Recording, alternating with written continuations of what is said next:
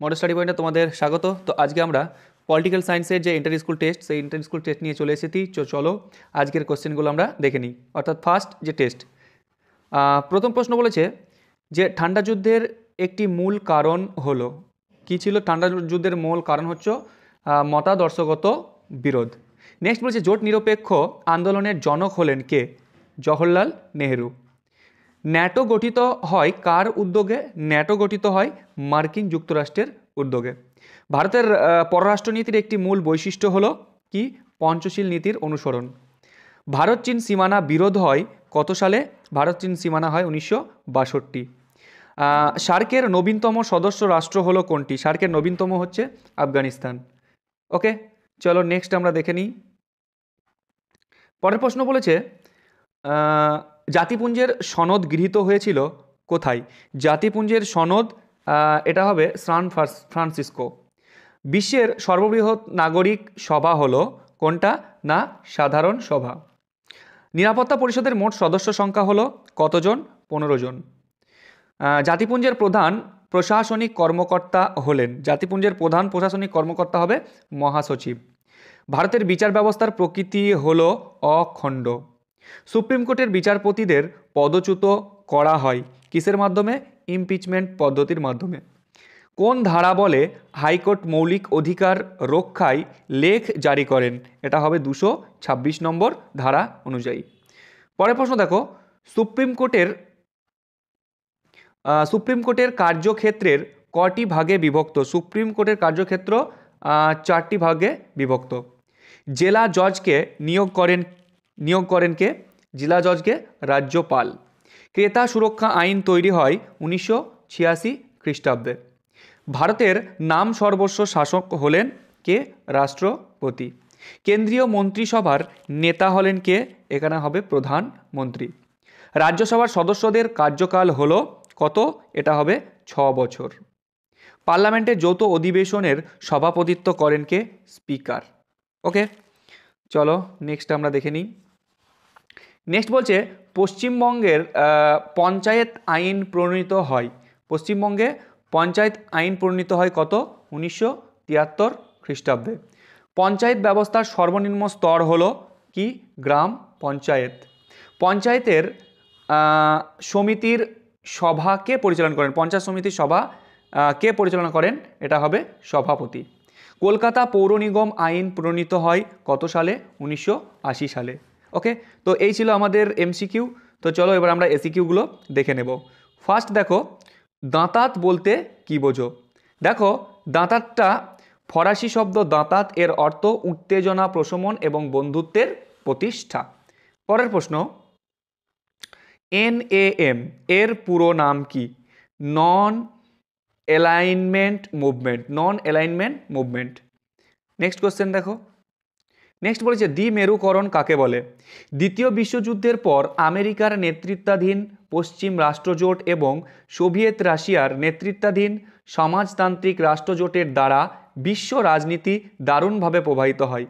দুই মহাশক্তি জোটের যুদ্ধ পরবর্তী এই রাজনৈতিক ব্যবস্থাকে দ্বিপাক্ষিক রাজনীতি বা দ্বিমেরুকরণ বলা হয়। পরের প্রশ্ন দেখো। পরের প্রশ্ন, কিউবা সংকট কবে দেখা দেয়? কিউবা ক্ষেপণাস্ত্র সংকটের উদ্ভব হয় 1962 খ্রিস্টাব্দে। পরের প্রশ্ন, সিটিবিটি কি? সিটিবিটির ফুল ফর্ম চেয়েছে, দেখো কম্প্রিহেন্সিভ টেস্ট ব্যান ট্রিটি, বা সিটিবিটি হলো এমন এক আন্তর্জাতিক চুক্তি যার মাধ্যমে চুক্তিবদ্ধ রাষ্ট্রগুলি পারমাণবিক বিস্ফোরণ নিষিদ্ধ করতে সম্মত হয়েছে। পরের প্রশ্ন কি আছে? পরের প্রশ্ন আছে পঞ্চশীল নীতি কাদের মধ্যে স্বাক্ষরিত হয়? পঞ্চশীল নীতি 1954 খ্রিস্টাব্দে চীন এবং ভারতের মধ্যে স্বাক্ষরিত হয়। নেক্সট কোশ্চেন দেখো। নেক্সট কোশ্চেন বলেছে the making of foreign policy গ্রন্থটি কার লেখা? বিপিন চন্দ্রের। নেক্সট প্রশ্ন দেখো। নেক্সট বলেছে 1 to 3 আর্গুমেন্ট বা India US civil unclear argument কত সালে হয়? 2008 সালে স্বাক্ষরিত হয়েছিল। পরের প্রশ্ন হচ্ছে ইউনিসেফ। ইউনিসেফ কি? United nation international children emergency fund হলো জাতিসংঘের একটি অঙ্গ সংস্থা যা 1946 সালে প্রতিষ্ঠিত হয়। এর উদ্দেশ্য হলো শিশুদের অধিকার রক্ষা, তাদের শিক্ষা, স্বাস্থ্য, খাদ্য সুরক্ষা এবং সুনির্দিষ্ট চাহিদাগুলি পূরণের সহায়তা প্রদান করা। পরের প্রশ্ন, সম্মিলিত জাতিপুঞ্জের কটি অঙ্গ রয়েছে? তো 6টি অঙ্গ রয়েছে। সেগুলো কি? সাধারণ সভা, নিরাপত্তা পরিষদ, আন্তর্জাতিক আদালত, অর্থনৈতিক ও সামাজিক পরিষদ, তারপরে সচিবালয় এবং নিবন্ধন। নেক্সট চলো, নেক্সট কোয়েশ্চেন বলছে নিরাপত্তা পরিষদের কোন কোন দেশের ভেটো প্রয়োগের ক্ষমতা আছে? তো আমেরিকা, রাশিয়া, আর কি আছে?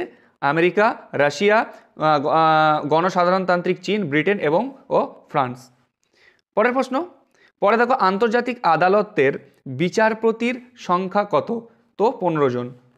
নেক্সট কোয়েশ্চেন, নেক্সট বলেছে অর্থনৈতিক ও সামাজিক পরিষদের দুটি বিশেষজ্ঞ সংস্থার নাম। একটা হচ্ছে বিশ্ব স্বাস্থ্য সংস্থা WHO এবং খাদ্য এবং কৃষি সংস্থা FAO। নেক্সট কোয়েশ্চেন, নেক্সট বলেছে সম্মিলিত জাতিপুঞ্জের কোন দুটি সংস্থা সনদ সংশোধনের কাজ করে? একটা হচ্ছে সাধারণ সভা আর একটা নিরাপত্তা পরিষদ। নেক্সট কোয়েশ্চেন বলছে শান্তির ঐক্য প্রতিষ্ঠা। এখানে কি বলেছে কোয়েশ্চেনটা? যে সাধারণ সভা গৃহীত হয় কত? 1950 সালে।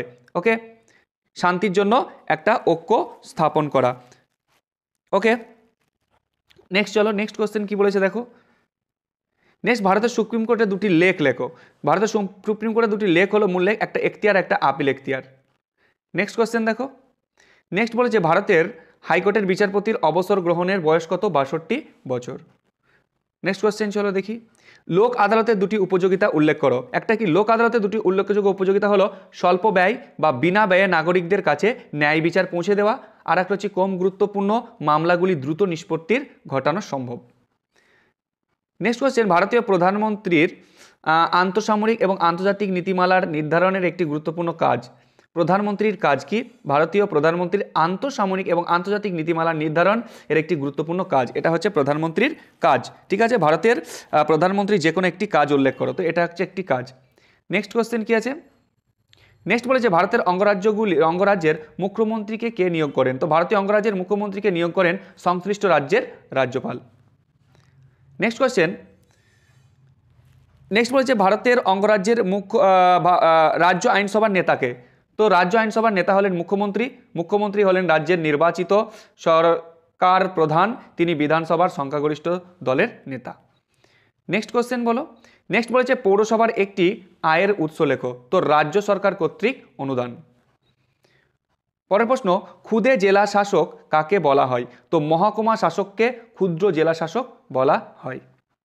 নেক্সট কোয়েশ্চেন, নেক্সট বলেছে কলকাতা কর্পোরেশনের প্রধানকে কি বলা হয়? তো কলকাতা কর্পোরেশনের প্রধানকে বলা হয় মেয়র। মেয়র হলেন কলকাতা পুরসভা বা কলকাতা কর্পোরেশনের প্রধান কর্মকর্তা, যিনি শহরের প্রশাসনিক কার্যক্রম পরিচালনা করেন এবং মেয়র পদে নির্বাচিত হন। মেয়র শহরের উন্নয়ন, পরিষেবা প্রদান এবং প্রশাসনিক সিদ্ধান্ত গ্রহণের ক্ষেত্রে গুরুত্বপূর্ণ ভূমিকা পালন করেন। তো এই ছিল আমাদের রাষ্ট্রবিজ্ঞান অর্থাৎ পলিটিক্যাল সায়েন্সের যে ফার্স্ট ইন্টার স্কুল টেস্ট। তো এরপরে আমরা নেক্সট টেস্টগুলো করব। তো যারা এই সম্পূর্ণ নোটের জন্য বলছিলে তারা অবশ্যই নিচে দেওয়া নাম্বারে কন্ট্যাক্ট করবে এবং তোমরা সম্পূর্ণ PDF তোমরা পেয়ে যাবে।